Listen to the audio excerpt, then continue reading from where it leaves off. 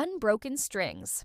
Maya Alvarez believed her life was built around melodies. Since she was a little girl, her father's battered acoustic guitar had been her compass. She learned her first chords sitting cross-legged on their living room rug, while he guided her fingers gently along the strings. Music became her language, her therapy, her dream. By 26, Maya wasn't famous, but she had carved a small niche in her city's open mic scene. Her Instagram following was loyal if modest.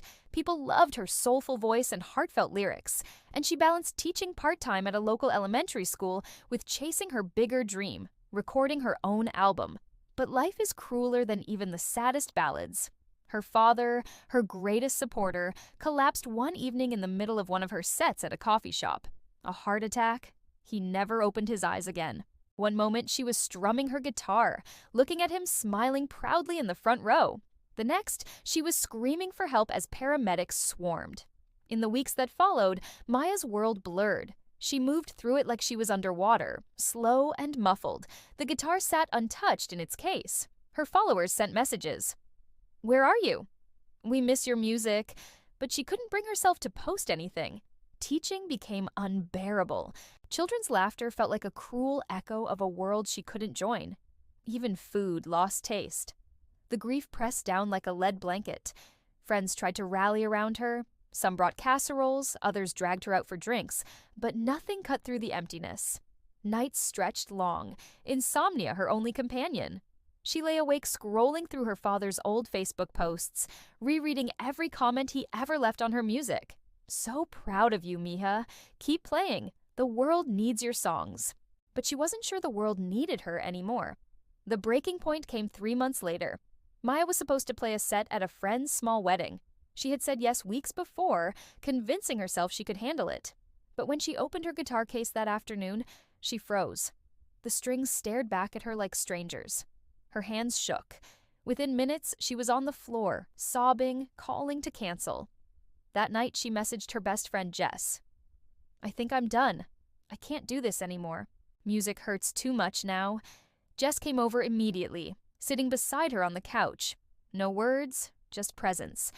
After a long silence, Jess said softly, "Your dad didn't give you music so it could destroy you. He gave it to you so it could save you." Maya wanted to believe that, but at the time, it felt impossible. For weeks after, she drifted.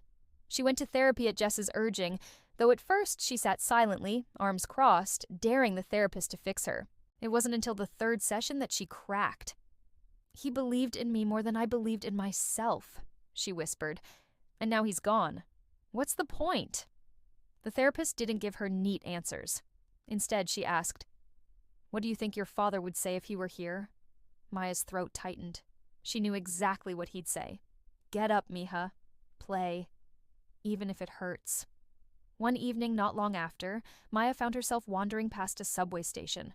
A busker played an old Beatles tune on a violin, notes echoing against the tiled walls. Something inside her stirred. Small, but undeniable. She stood listening for nearly half an hour, tears streaming freely, strangers brushing past without a second glance. For the first time in months, the music didn't crush her. It moved her. That night, she opened her guitar case. She didn't play long, just a few shaky chords, her fingers rusty. But it was a start. Healing wasn't linear.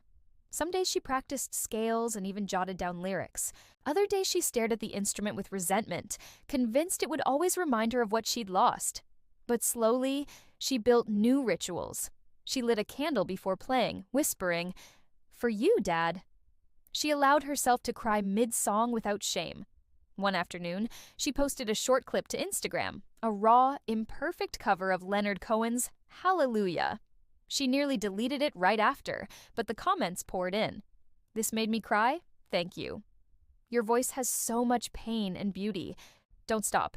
Please don't stop." Strangers saw in her what she couldn't see in herself: resilience. Months passed. Maya started writing again, not just covers, but original songs, pieces about loss, longing, and fragile hope. She returned to open mics, hands trembling the first time, but the crowd greeted her with warmth. At one gig, a man named Elijah introduced himself. He was a fellow musician, a pianist with kind eyes. They started collaborating casually. meeting at cafes to blend her lyrics with his melodies. Their sessions stretched late into the night, filled with laughter, creative sparks, and quiet moments when grief slipped out and was met with understanding. One night, Elijah said, "You know, broken strings still play music. Sometimes the song is even more beautiful." Maya blinked at him, stunned by the truth in his words. Her father's birthday came around, the first without him. Maya dreaded it. She thought about staying in bed all day, drowning in memories. But instead, she booked a small local venue and announced an intimate concert. Songs for Dad. The night of the show, her hands shook as she tuned her guitar. But when she stepped on stage and saw Jess in the front row, tears already in her eyes, and Elijah at the piano, steady and supportive, she took a deep breath. "This is for the man who taught me to play, and for anyone carrying someone they've lost," she said into the mic. Her voice trembled at first, but grew stronger with each verse. She sang about grief, about silence, about choosing to keep living when it feels impossible. People in the audience wiped tears. Couples held hands tighter. Strangers leaned forward, listening as though their own stories were woven in her words. When the last note faded, there was a beat of silence before the room erupted in applause. Maya bowed her head, overwhelmed. She felt her father there, not in the way she wanted, alive and clapping, but in the way she needed, in the strings vibrating under her fingers, in the courage that had carried her through. After the show, a young woman approached her. She looked nervous, clutching a small notebook. "I lost my brother last year," she said softly. "I haven't been able to write since, but hearing you tonight, it makes me think maybe I can again." Maya's eyes blurred. She hugged her tightly. In that moment, she realized her music wasn't just about her healing anymore. It was about giving others permission to heal too. Over time, her life didn't magically fix itself. Grief still visited uninvited. Some nights, she still reached for her phone to call her father before remembering she couldn't.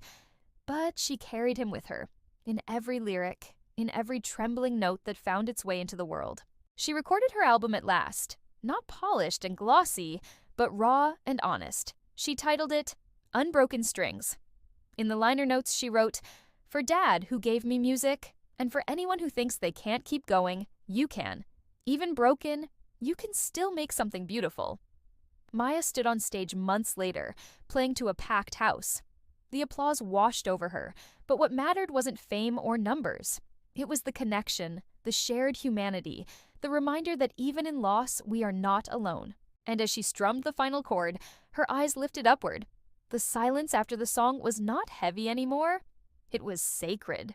I hope you enjoyed this video. If you did, please leave a like and a comment of what you thought of the story, and don't forget to subscribe.